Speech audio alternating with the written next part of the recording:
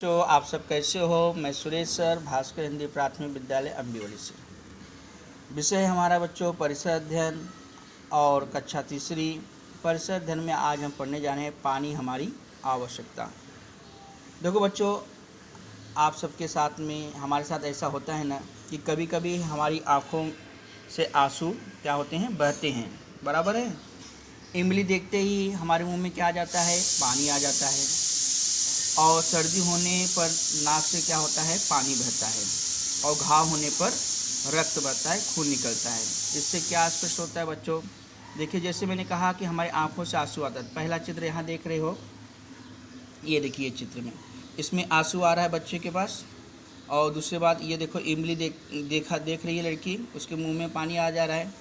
और उसके बाद देखिए इस लड़की को सर्दी हुई है, सर्दी होने से उसके नाक से पानी निकल रहा है।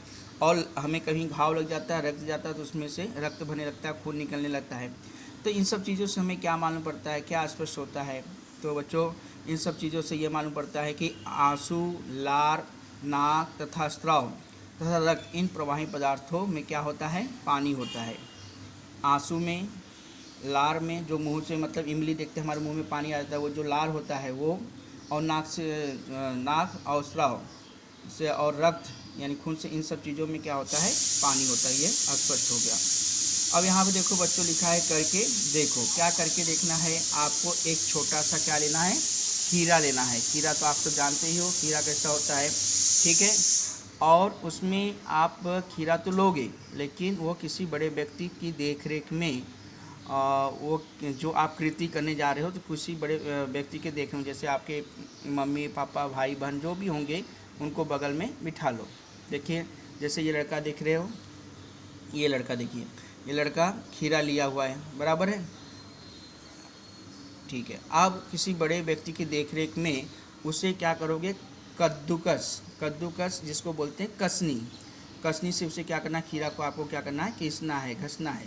और कसे गए खीरे को क्या करना है आपको, लेकर मुट्ठी में लेकर उसको क्या करोगे, ज़ोर से दबाओगे। ज़ोर से दबा कर जब देखोगे, और ज़ोर से दबा के, और उसके नीचे क्या रखोगे, एक बर्तन रखोगे। उस बर्तन को उसको क्या करो, निचोड़ोगे। निचोड़ोगे कैसे, उस खीरे को क्या करना है, जो काटे हुए कसे हुए जो खीरे हैं, उसे मुट्ठी में लेकर उसे दबाओगे। और उस बर्तन में उसको क्या करोगे, एक बर्तन में उसे निचोड़ोगे। जैसे नींबू निचोड़ते नहीं हो, नींबू निकालते हो। अब वैसे ये किए, अब वैसे ही आपको क्या करना है, जैसे नींबू है, नींबू को भी काटने से कट करके उसके बाद उसे क्या करना है, एक फाँक लेकर उसे क्या करना है, ज़ोर से दबाकर निचोड़ लेना है। तो उसके अंदर से क्या निकलता है, देखिए पानी जैसा ही निकलता है नींबू में से। और खीरे के जो इसे कसनी से कसे रहोगे, मतलब घिसे रहोगे, तो उसमें से जब आप मुट्ठी में लेकर उसे दबाओगे ज़ोर से, तो उसमें से भी पानी निकलता है। तो ये सब तुम्हें क्या दिखाई देता है बच्चों, कसे हुए खीरे, बराबर। और नींबू की फाँक में से जो रस निकलता है, इससे हमें क्या बोध बोलता है, बोध यानी हमें क्या जानकारी मिलती है। तो नींबू और खीरे के रस में भी पानी होता है कि नहीं। देखिए ये बच्चा देखिए, ये बच्चा देखिए, ये बच्चा नींबू चाकू से देखो नींबू कट किया है, उसके बाद उसको निचोड़ रहा है। तो देखो बर्तन में पानी, रस निकल रहा है, उसे पानी कहेंगे, बराबर। अब हम देखो बच्चों, आगे देखिए, हमें प्यास लगती है, प्यास में लगती है कि नहीं। अब हमें प्यास क्यों लगती है, देखिए हमारे शरीर की सभी क्रियाएं व्यवस्थित रूप से चलनी चाहिए, इसलिए हमें क्या लगती है, प्यास लगती है, भूख लगती है, ठीक है। इसके लिए हमें पानी की आवश्यकता होती है। हमें पानी की आवश्यकता क्यों होती है, क्योंकि हमारे शरीर के सारी क्रियाएं अच्छे ढंग से, व्यवस्थित ढंग से चलनी चाहिए, रूप से चलनी चाहिए, इसलिए हमें क्या होती है, पानी की आवश्यकता होती है। इसलिए देखिए हमें प्यास लगती है, हम पानी पीते हैं। कभी कभी देखिए पानी के कारण हमारा रक्त कैसा होता है, पतला होता है। जब हम पानी पीते हैं, हमारे शरीर में क्या है, रक्त है, खून है। तो जब हम पानी पीते हैं तो वह क्या होता है, मिश्रित होता है हमारे रक्त में। और उससे जो ये होता है, रक्त जो हमारा होता है वो पतला हो जाता है। जैसे देखिए ना, कोई चीज़ गाढ़ा है, ठीक है, गाढ़ा है। अब उसमें आप पानी मिला देते तो कैसा पतला हो जाता है। जैसे मम्मी सब्जी बनाती है, सब्जी मतलब गाढ़ी है, तो उसके अंदर पानी मिला दी तो कैसा वो पतला हो जाता है। वैसे हमारे शरीर के जो रक्त है, उसके अंदर हम जब पानी पीते हैं तो वो हमारे शरीर में मिलकर उससे क्या हो जाता है, पतला हो जाता है, बराबर। अब पानी के कारण ही भोजन का अच्छी तरह से क्या होता है, पचन होता है, मतलब पाचन होने में सहायता मिलती है। जो भोजन करते हैं, ठीक है, पानी देखिए भोजन करते हैं तो उसमें पानी की सहायता से वो क्या होता है, वो भोजन को अच्छी तरह से पचा लेता है, पाचन होने में हमें क्या होता है, मदद मिलती है बच्चों। अनावश्यक पदार्थ, अब देखिए अनावश्यक पदार्थ मतलब जिस वस्तु का, जिस चीज़ हम खाते हैं जो अनावश्यक है, जिसका उपयोग नहीं है हमारे शरीर के लिए, बराबर है। तो हमारे शरीर के लिए जिन पदार्थ का उपयोग नहीं है बच्चों, मूत्र के माध्यम से शरीर के बाहर निकल जाते हैं, ठीक है। जो हमारे शरीर के लिए आवश्यक नहीं है, अनावश्यक है, हम खाते हैं तो खाने के बाद कौन सी उस पदार्थ में से कौन सी वस्तु अच्छी है, कौन सी वस्तु अच्छी नहीं है, अंदर से उस पदार्थ में से दो भाग हो जाते हैं, एक अच्छा एक खराब। जो अच्छी चीज़ें है वो हमारे शरीर में मिश्रित हो जाता है, हमारे शरीर के अंदर वो मिश्रित हो जाता है, जो अच्छी चीज़ नहीं होती है मूत्र के माध्यम से बाहर निकल जाता है बच्चों, ठीक है। अब देखिए शरीर में पानी की कमी होना हमारे लिए ठीक नहीं है, हमें इसलिए बच्चों हमेशा आप ये ध्यान में रखो कि आप पानी पीना भूल जाते हो, इसलिए हमेशा ध्यान रखना कि जब आधा घंटा 1 घंटा हो जाए तो आप पानी पी लो, भले पानी पीने की इच्छा है तो भी थोड़ा पानी पी लो। मतलब पानी हमारे शरीर के अंदर कम नहीं होना चाहिए, और पानी शरीर के अंदर कम हो जाने से क्या होता है, मैंने पहले कहा था आपको कि हमारी जो शरीर की जो क्रियाएं होती हैं वह अच्छे ढंग से काम नहीं करती, व्यवस्थित ढंग से काम नहीं करती, इसलिए हमारे शरीर में पानी की बहुत आवश्यक होता है, शरीर में पानी होना चाहिए बच्चों। शरीर में पानी की कमी हमारे लिए ठीक अच्छा नहीं है। पहली बात, इसकी कमी होते ही हमें क्या लगती है, प्यास लगती है, ठीक है। जब कभी कभी क्या होता है कि हम अपने काम में इतने उलझे रहते हैं कि हमें जब ये काम करते हैं तो ये सोचते हैं कि चलो काम कर ले, पानी नहीं, जब आपको प्यास लगती है तो आप पानी पी लिया करो। यानी हमारे शरीर में मतलब पानी की कमी नहीं होनी चाहिए, और जब हमारे शरीर में पानी की कमी होती है तब हमें प्यास भी लगता है, तो जब आपको प्यास लगे तब आप पानी पी लिया करो। मनुष्य की भांति बराबर अन्य सजीवों को भी पानी की आवश्यकता होती है, ये नहीं केवल हमें ही पानी की आवश्यकता होती है, पशु है, पक्षी है, यहाँ तक कि बच्चों वनस्पतियों को भी पानी की आवश्यकता होती है, क्योंकि सब प्राणियों को, जितने भी सजीव हों, सबके अपने कार्यों को व्यवस्थित ढंग से करने के लिए, सुचारू रूप से करने के लिए उन्हें पानी की आवश्यकता होती है। देखिए दादाजी पानी पी रहे हैं। अब आगे देखो बच्चों, ये नीचे नीचे देखो, बताओ तो, अब बताओ तो क्या, अब बताओ में ये चित्र आप देख रहे हो कि नहीं देख रहे हो, बड़े अच्छे से देखिए चित्र, हाँ देखिए बच्चों चित्र देख रहे हैं, शाबाश। अब इस चित्र में आपको क्या क्या दिखाई दे रहा है, पहले ये ध्यान दो, ऊपर देखो चिड़िया उड़ रही है, ऊपर बादल दिखाई दे रहे हैं, पहाड़ियाँ दिखाई दे रही है, बराबर है कि नहीं, पेड़ पौधे दिखाई दे रहे हैं, घाटियाँ दिखाई दे रही हैं, जिसके पनघट होता है ना, पनघट जैसा दिखाई दे रहा है। उसमें देखो एक बैल को एक मनुष्य क्या है, उसे क्या कर रहा है, उसको नहला रहा है। हाँ, कुछ बच्चे वहाँ पे तैर भी रहे हैं। हाँ, एक व्यक्ति देखो यहाँ से कलसी में पानी लेके जा रहा है, वहाँ पे छोटा बच्चा बैठा हुआ है, देखिए पानी किस ढंग से लेके जा रहे हैं, लकड़ी डाल के ऐसे कांधे पे रखकर। औरतें हैं वहाँ पे, कोई कपड़ा साफ कर रहे हैं, देख रहे हैं कि नहीं, ये सब देख रहे हो कि नहीं। हाँ, तो ये पनघट का चित्र है बच्चों। अब इसमें कुछ आप एकदम अच्छे से चित्र देख लिए। अब देखिए नदी के किनारे, नदी के किनारे जिसे नदी का किनारा, ये नदी है, उसका किनारे पर पानी पीने वाले प्राणी कौन कौन से हैं। अभी देखिए नदी किनारे कौन कौन से प्राणी पानी पी रहे हैं। देखिए देखो, ये देखिए यहाँ पे ये नदी किनारे है ना, कौन से प्राणी पी रहे हैं, बकरी है ना, तो बकरी पानी पी रही है। तो पहला प्रश्न का उत्तर आपको आ गया।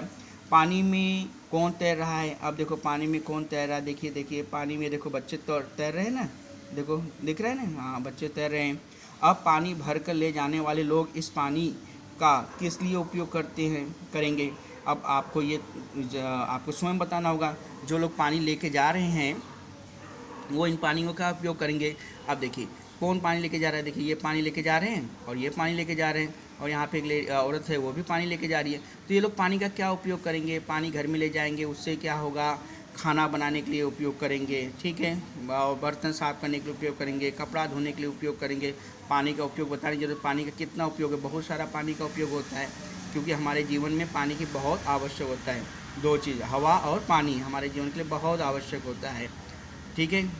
अब देखो बच्चों, जैसे मैंने कहा नदी किनारा मतलब किसे क्या कहते हैं, पनघट। अब यहाँ देखिए, देख रहे हैं, बहुत से गांव में तालाब या नदी के किनारों पर गांव की गायें, ठीक है, बहुत से गांव में, जैसे आपके भी गांव में ऐसा होता होगा, क्या होता है, तालाब या नदी का किनारे पर गांव की गायें जो होती है, गांव की गायें होती हैं। तो वहाँ पे कैसा होता है कि गांव में जैसे आपके यहाँ भी नल है, तो गांव में ऐसा नल की व्यवस्था नहीं होती है, तो अब गाय वगैरह के लिए भैंस के लिए, बकरी के लिए, इनको नहाने के लिए कैसा पानी की आवश्यकता अधिक होती है ना। तो इतना पानी वो कहाँ से, मतलब नदी से, तालाब से लेके जाएंगे, फिर उनको वहाँ नहलाएंगे, फिर उतना पानी लेकर आए। तो इसके लिए क्या कहते हैं कि गांव के लोग जो होते हैं वो तालाब या नदी के किनारे पर जाकर गांव की गायों को लेके जाते हैं, भैंसों को लेके जाते हैं, बकरियां लेके जाते हैं, वहाँ पानी पिलाने के लिए लेके जाते हैं। ठीक है। और ये सब वहाँ आते हैं, जैसे घास गाय वगैरह को चराने के लिए ले जाते हैं, भैंस चराने के लिए, बकरी चराने के लिए लेके जाते हैं। तो जब उन्हें प्यास लगती है, जैसे आप खाना खाते हो, खाना खाने के बाद आपको प्यास लगती है, तो जब उन्हें प्यास लगती है तो वो क्या करते हैं, वहाँ पे जाके नदी किनारे पर पानी पीते हैं। बराबर। अब देखो बच्चों, मतलब ये सब आते हैं वहाँ पानी, उन्हें मालूम है कि यहाँ पे नदी है, वहाँ पर पानी पियेंगे, तो वो वहाँ पर जाके पानी पी लेते हैं। अब इससे ही देखिए, पनघट के आसपास, जैसे अभी आपको ये लगता होगा जैसे पनघट के आसपास जो पेड़ हैं, पौधे हैं, घाट, तो उसमें से इन्हें पानी तो कौन देता होगा, पानी ये कैसे बढ़ते, पानी तो वहाँ कोई डालता नहीं। तो पनघट के आसपास यानी अगल बगल, आसपास जैसे परिसर, मतलब पनघट के आसपास, मैंने पहले कहा था पहले पार्ट में परिसर, तो पनघट के आसपास मतलब परिसर के आसपास घास और अन्य वनस्पतियाँ आपको क्या दिखाई देती है, उगी हुई दिखाई देती हैं। हाँ, ताज़ी दिखाई देती हैं, उगी हुई दिखाई देती हैं। अब जानवर पानी में तैरते रहते हैं, बराबर है। देखियो ना, बहुत से जानवर आप पानी में तैरते हैं, भैंस तैरती हैं, गाय तैरती हैं, मतलब बहुत से मतलब जानवर से तैरते हैं। इसी प्रकार टिटिहरी, बेटा कोहिला, हाँ कोढ़िला, टिटिहरी, कोहिला नाम देखो अच्छे से, देखो इसमें बगुला, टिटिहरी, कोढ़िला, बगुला जैसे पक्षी हमें क्या होते हैं, दिखाई देते हैं। ऐसे छोटे छोटे पक्षी दिखाई देते हैं। और गांव के लोग क्या करते हैं, पनघट पर कपड़े धोते हैं। गांव के लोग पनघट पर क्या करते हैं, कपड़े धोते हैं। देखिए यहाँ पे चित्र में आपको कपड़े धोते दिखाई दे रही हैं, दो औरतें देखो कपड़े धो रही हैं, कपड़े धोती हैं। और घरेलू उपयोग के लिए पानी भरकर वह लेके जाते हैं। अभी देखिए घरेलू उपयोग के लिए देखो पानी भर के लेके जा रहे हैं ना, हाँ, ये घरेलू उपयोग के लिए पानी भरकर लेके जाते हैं। अब आगे देखो बच्चों, अब हमें क्या करना चाहिए, आपको क्या करना है, देखिए पनघट का पानी स्वच्छ बना रहे, बराबर है कि नहीं, क्योंकि कैसा होता है, वो पनघट का पानी हम केवल जानवरों को नहलाने के लिए या कपड़ा धोने के लिए या बर्तन धोने के लिए हम उपयोग नहीं करते हैं, हम उस पानी का उपयोग हम पीने के लिए भी करते हैं। तो पनघट का पानी स्वच्छ बना रहे, गंदा न हो।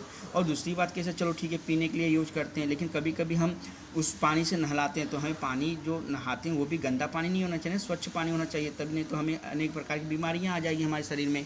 तो पनघट का पानी कैसा होता है, स्वच्छ बना रहे, इसके लिए हमें क्या सावधानी रखनी चाहिए, आप ही बताइए। देखिए अब यहाँ पे आप देखो, अब ये जो पनघट के मतलब नदी के पास यहाँ पे बैल को मतलब नहला रहे हैं, ठीक है। यहाँ पे जो औरतें मतलब कपड़ा धो रही हैं, बराबर है, और यहाँ पे जो नहा रहे हैं, तो उससे बताइए कि नदी का पानी या पनघट का पानी साफ़ रहेगा क्या, नहीं, गंदगी। अब यहीं पे यहाँ पे कपड़ा धोया जा रहा है, वहीं पे पानी पीने के लिए भी लेके जा रहे हैं। तो ये देखिए कि इससे कैसा होता है, विभिन्न प्रकार की हमें क्या हो जाती है, बीमारी हो सकती है। तो स्वच्छ बना रखने के लिए हमें क्या करना चाहिए, तो यहाँ पे यही करना चाहिए कि हमें ये सब वहाँ पे नहीं धोना चाहिए, साफ़ रखना चाहिए, पनघट के पानी को साफ़ रखना चाहिए, बराबर बच्चों। अब आप लोग ये जानते हैं, ध्यान दीजिए, क्या आप जानते हैं, देखिए लोग पालतू पशुओं के पीने के पानी की व्यवस्था ध्यानपूर्वक करते हैं, बराबर है, ये आप जानते हो कि नहीं। जो पालतू पशु रहते हैं उनको पानी पीने के लिए क्या करते हैं, उनके ध्यान रखने के लिए उन्हें पानी की क्या करते हैं, वो लोग व्यवस्था करते हैं। किस लिए, किस चीज़ की व्यवस्था करते हैं, पानी पीने की व्यवस्था करते हैं। लेकिन जो हम पालतू प्राणी हैं, मतलब जिनको पशुओं को हम पालते हैं, उनके लिए हम पानी की व्यवस्था करते हैं। लेकिन आपको कुछ ऐसे भी मालूम होना चाहिए कि कुछ ऐसे भी हैं जिन्हें हम पालते नहीं, तो उनके पानी की व्यवस्था कैसे होनी चाहिए। अब देखिए हमारे ध्यान में आता है, क्या ध्यान में आता है, हमारे उन्हें भी प्यास लगती है, हमारे ध्यान में आता है कि उन्हें भी प्यास लगती है। किसको, जो हमने पालतू पशुओं को पाला हुआ है, हमें ये मालूम होता है जैसे हमें प्यास लगती है वैसे उन्हें भी प्यास लगती है, तो इसलिए हम उनके पानी की व्यवस्था करते हैं। लेकिन इसके अलावा, अतिरिक्त यानी बच्चों अलावा, हजारों और भी प्राणी हैं कि जिनको प्यास लगती है। मैंने पहले कहा था कि जितने भी प्राणी हैं, सजीव हैं, सबको प्यास लगती है, उन्हें भी प्यास लगती है। परंतु क्या इस ओर हमारा ध्यान गया है कि उनको, हम तो जो पालतू मतलब पाले हुए हैं, उनको हम पानी की व्यवस्था कर देते हैं, खुद के लिए पानी व्यवस्था कर देते, लेकिन जो और भी हैं हजारों ऐसे भी मतलब प्राणी हैं, तो उनको भी पानी लगता होगा। यह बात हमारे आपके ध्यान में आती है, आनी चाहिए। जैसे चींटी है, देखो छोटी सी चींटी है, बराबर है, मधुमक्खी है, और उसके बाद केकड़ा है, ये सब आपने देखा हुआ है। देखिए चींटी कहाँ है, पहला देखिए चित्र में चींटी दिख रहा है, दूसरा क्या है मधुमक्खी दिख रहा है, तीसरा क्या है केकड़ा दिख रहा है, उसके बाद क्या है बिच्छू दिख रही है, बराबर है। अब चींटी, मधुमक्खी, केकड़ा तथा बिच्छू जैसे प्राणियों को पानी की आवश्यकता होती है, बराबर है। अब बताओ, अब क्या बताना है आपको। देखो ये क्या दिख रहा है, नदी ही दिख रहा है। यहाँ पे देखो जैसे मैंने पहले कहा था पनघट था, वहाँ पे नदी में सब कपड़े धो रहे थे, कुछ वहाँ पे और क्या कर रहे थे बताओ, कपड़े धो रहे थे, नहा रहे थे बच्चे, उसके बाद एक जानवरों को भी नहा रहे थे। तो ये सब देखिए, लेकिन कभी जब खाली रहता पनघट में, जब उन तो वहाँ पे जानवर भी आके पानी पीते हैं नदी के पास। जंगली प्राणियों को देखने के लिए जंगल के पनघट के पास क्यों जाना पड़ता है? जंगली प्राणियों को देखने के लिए जंगल के पनघट के पास क्यों जाना? क्योंकि बच्चों जो नदी है, गांव के समीप पे जो नदी रहता है, वहाँ पर कैसे होते हैं मनुष्य आते हैं, ठीक है। जो जानवर हम पाले रहते हैं वो उनको हम पानी पिलाने के लिए लेके आते हैं या नहलाने के लिए लेकर आते हैं। वहाँ पे गांव के नज़दीक हैं तो कपड़े धोने के लिए लेके आते हैं। तो वहाँ पे ऐसे मतलब बड़े बड़े जानवर कैसे होते हैं, वहाँ पे आ नहीं सकते। जैसे चीता है, बाघ है, शेर है, ये सब है, लोमड़ी है। तो वहाँ जंगली प्राणियों को जब हमें देखना होता है कि अब जंगली प्राणी में जंगल कितना बड़ा होता है, वहाँ पे हम प्राणियों को कैसे देख पाएंगे, कहाँ कहाँ घूमेगा, और वे खतरनाक होते हैं वे। तो जहाँ पे नदी पनघट होता है वहाँ पे देखिए, यहाँ पे देखो चित्र में आपको दिखाई दे रहा है, देख रहे कि नहीं? ये देखिए वहाँ पे देखने के लिए आए हुए हैं, लेकिन कैसे व्यवस्था आए हैं, गाड़ी में बैठे हुए हैं, जीप पर बैठे हैं, तब उसी उधर ही से देख रहे हैं। क्योंकि जैसे कि देख रहे हो ना, हाँ। अब यहाँ पे पनघट के पास क्यों जाना पड़ता है? इसलिए जाते हैं क्योंकि वह यहाँ पे जो जंगली प्राणियों को देखने के लिए हमें जंगल के पनघट के पास इसलिए जाना होता है क्योंकि वहाँ पे वह क्या करते हैं, पानी पीने के लिए आते हैं। क्योंकि ये बात मैंने आपको पहले बता दिया है कि उनको प्यास लगती है प्राणियों को, तो वो भी पानी पीने के लिए आते हैं। अब देखो जंगली प्राणियों को भी पानी की आवश्यकता होती है, बराबर है। अब प्यास लगते ही वे कहाँ जाएंगे? हाँ, वो पनघट आते हैं, पनघट पर आते हैं। इसलिए उन्हें देखने के लिए हमें बड़ी सावधानी के साथ पनघट के पास जाते हैं। देखो बड़ी सावधानी के पास पनघट के पास गए हैं कि नहीं, देखिए यहाँ पे कि मतलब चालू रखते हैं कि यहाँ पे वो लोग पी रहे पानी, देख लिए तो वहाँ पे बड़ी सावधानी से होते हैं। अगर नीचे उतर कर देखने गए, अगर उनको कैसा बहुत तेज़ दौड़ते हैं और पहुँच गए तो अच्छा नहीं होता, कुछ भी मतलब आपको जख्म या लग सकता है उनके द्वारा। अब यहाँ देखो पानी का महत्व हमारे जीवन में क्या है, सबसे ज़्यादा पानी का महत्व। देखो पहले चित्र में देखो, ये इसमें बच्चा कैसा है, नहा रहा है, देख रहे हो कि नहीं, नहा रहा है कि नहीं? हाँ, ये देखो नहा रहा है, नल से पानी आ रहा है और वो नहा रहा है, ठीक है। बाल्टी में पानी भरा हुआ है। यहाँ पे देखो ये बच्चा कैसा है, पानी पी रहा है। और यहाँ पे मम्मी क्या कर रही है, या दीदी क्या कर रही है, यहाँ देखो खाना बना रही है गैस के ऊपर। और यहाँ देखो ये बच्चों, ये कारखाना है, कारखाना दिख रहा है ना आपको, कारखाना दिख रहा है, कारखाना में से धुआं निकल रहा है, वो निकल रहा है ना, कारखाना काम चालू। और यहाँ पे देखो किसान देखो खेती दिख रहा है, अनाज लेके खड़े, नल से पानी आ रहा है, दिख रहा है। अब देखो बच्चों यहाँ पे क्या लिखा हुआ है, पीने के लिए तो मनुष्य को पानी लगता ही है, मनुष्य को पानी पीने के लिए लगता ही है, परंतु भोजन बनाने के और स्वच्छता के लिए भी मनुष्य को पानी की आवश्यकता होती है। देखो पीने के लिए पानी की तो बहुत ज़रूरत है मनुष्य को, और उसके साथ साथ और किसकी आवश्यकता होती है? भोजन बनाने के लिए, खाना बनाने के लिए, और स्वच्छता के लिए। स्वच्छता के लिए कैसे? नहाने के लिए। देखिए पहले मैंने चित्र में कहा पीने के लिए पानी की आवश्यकता होती है, फिर उसके लिए भोजन बनाने के लिए पानी की आवश्यकता होती है, फिर अपने शरीर को स्वच्छ रखने के लिए पानी की आवश्यकता होती है, मनुष्य को पानी की आवश्यकता है। इसके अतिरिक्त खेती करने के लिए, देखो खेती करने के लिए भी पानी की आवश्यकता होती है, बराबर है। और किसके लिए? कारखाने के लिए भी पानी की आवश्यकता होती है। मनुष्य को पानी की आवश्यकता थी। अतः हमारे जीवन में पानी का बहुत ही महत्व है, बहुत ही अत्यधिक महत्व है। इसलिए हमें पानी को कैसा होता है, व्यर्थ नहीं करना चाहिए, पानी का हमें सदुपयोग करना चाहिए। बच्चों ये देख लिया आपने पानी के कितना बड़ा महत्व है, वो आपने समझ लिए। अब यहाँ देखो एक कृति, जैसे मैंने आपको पहले कहा था, क्या कृति कहा था कि जैसे आप काकड़ी बता, खीरा है, उसको मतलब छीलना है, उसके बाद उसको मुट्ठी में लेकर उसको एक बर्तन में से निचोड़ना है, जैसे नींबू है तो उसमें से क्या निकलता है, रस निकलता है। वैसे ही जो आपको पहले कृत्य बताई गई, वैसे एक और कृति आपको यहाँ पे दी जा रही है। अब यहाँ पे पहले आप एकदम अच्छे से ये चित्र देख लीजिए। इसमें कितने हैं, 4 गमले हैं। देखो 4 गमले, 1 गमला, 2 गमला, 3 गमला और 4 गमला। अब 4 गमले दिख रहे हैं आपको, और 4 गमलों में एक पौधा लगा हुआ है, देख रहे हो पौधा लगा हुआ है, लगा है कि नहीं। और तीसरे में भी पौधा, चौथे में पौधा, सब में पौधा लगा हुआ है। और सब में कितनी कितनी पत्तियां हैं, सब में 6 पत्तियां भी दिख रही हैं, बराबर है, दिख रहे हैं। अब देखिए, दिखा, हाँ। तो पहला चित्र ये देखिए, दूसरा चित्र ये देखिए, पहला चित्र ये देखिए, दूसरा चित्र। अभी ये देखो, जो पहला चित्र आप देख रहे हो, ठीक है, कैसा दिख रहा है, और दूसरा चित्र वही पौधा है लेकिन एकदम ताज़ा दिख रहा है। और यहाँ देखिए, ये पौधा है, दिख रहा है थोड़ा हल्का सा ताज़ा है, लेकिन यहाँ पे और मुरझा गया है। तो ये सब क्यों हुआ है, कैसे हुआ है, इसके बारे में हमें जानकारी प्राप्त करनी है। हाँ देखिए, आप आ जाइए।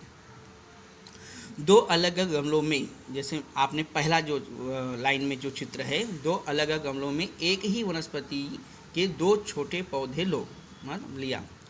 अब आपको क्या करना है, 2 गमला लेना है और उसमें एक ही प्रकार की वनस्पति होनी चाहिए, और गमले कितनी होनी चाहिए, 2, और वनस्पतियाँ एक ही होनी चाहिए। मतलब गमलों में एक ही वनस्पति के 2 छोटे छोटे पौधे होने चाहिए, ठीक है। और जिसका विकास एक समान ऊंचाई तक हुआ हो। मतलब जैसे कि पहला 2 गमले लिए और जो वनस्पति ले रहे हो, वनस्पतियाँ एक ही होनी चाहिए लेकिन 2 लेनी है, बराबर है। और दोनों का जो ऊंचाई हो, वह दोनों का ऊंचाई सेम होना चाहिए, बराबर होना चाहिए, जिससे हमें पता चलेगा ना कि कौन सा पौधा बढ़ा हुआ है, कौन सा।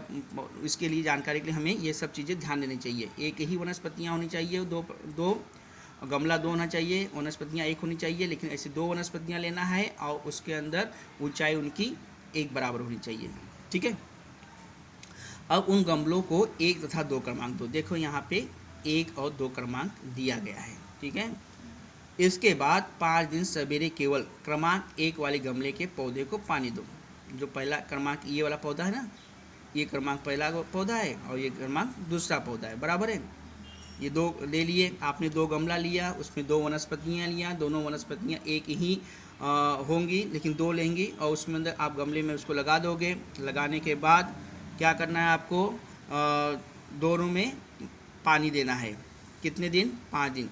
तो पहला जो गमला है, जो ये पहला गमला है, ये देख रहे हैं, हाँ, पहला गमला जो है, इसमें जो पौधा है, इसके बाद 5 दिन सवेरे क्रमांक 1 वाले गमले में आपने क्या दिया, पानी दिया, पानी दिए, ठीक है। क्रमांक वाले गमले के पौधे को पानी दिया। और क्रमांक 2 वाला जो पौधा है, देख रहे हो, ये क्रमांक 2 वाला जो पौधा है, वो क्रमांक 2 वाले पौधे में गमले के पौधे को पानी मत दो।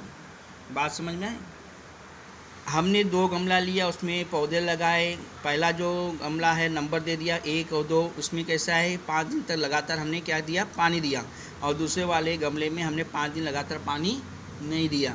तो देखिए पहला वाला जो गमला है कैसा दिख रहा है और दूसरा वाला गमला कैसे दिखाई दे रहा है। तो इसका मतलब पानी का कितना महत्व आप समझ गए होंगे। फिर भी यहाँ देखिए क्या लिखा है, तो हमें क्या दिखाई देता है, ये दिखाई दे रहा है, जो यहाँ देखो चित्र में दिखाई दे रहा है, ये पहला गमले का ऐसा रहेगा, दूसरा गमला ऐसा रहेगा। अब जिस गमले के पौधे को पानी देना बंद कर दिया, कौन से गमले के पौधे को पानी देना बंद कर दिया, दूसरे वाले गमले के, ये वाले पौधे को, गमले को हम पानी देना बंद किए, तो उसकी अवस्था कैसी हो गई, देख रहे हो, पानी देना हमने बंद कर दिया। वह पौधे धीरे धीरे क्या होता है, सूखता जा रहा है, देखो सूख जा रहा है ना। और क्रमांक 1 वाले गमले का पौधा खूब हरा भरा तथा तरोताज़ा बना हुआ है। देखिए ये क्रमांक 1 वाला था, इसमें हमने 5 दिन लगातार पानी दिया, देखो फिर भी ताज़ा बन गया, और अच्छा बन गया। लेकिन पहले दूसरे में हमने पानी नहीं दिया, इसलिए देखो मुरझाया हुआ दिख रहा है। देखो एकदम ध्यान से देखो, दिख रहा है बराबर। ये देखिए, ये जो है आपका पहला गमला, इसमें आपने 5 दिन तक लगातार पानी दिया, तो उसके बाद 5 दिन के बाद भी ये कैसा हुआ, एकदम तरोताज़ा है। और ये आपका दूसरा गमला है, इसमें आपने 5 दिन तक लगातार पानी नहीं दिया, देख रहे हो दूसरा गमला। तो उसके बाद उसको देखिए यहाँ पर कैसे मुरझाया हुआ दिखाई दे रहा है। इसलिए मतलब वनस्पतियों को भी पानी की आवश्यकता होती है, जैसे हमें पानी की आवश्यकता होती है।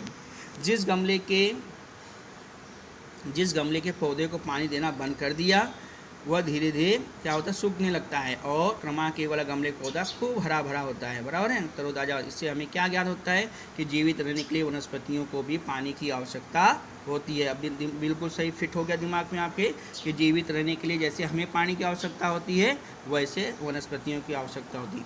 ठीक है बच्चों, अभी आज के दिन इतना ही, उसके बाद अगली बार पढ़ाएंगे अगला जो है, और तब तक के लिए धन्यवाद, बाय बाय।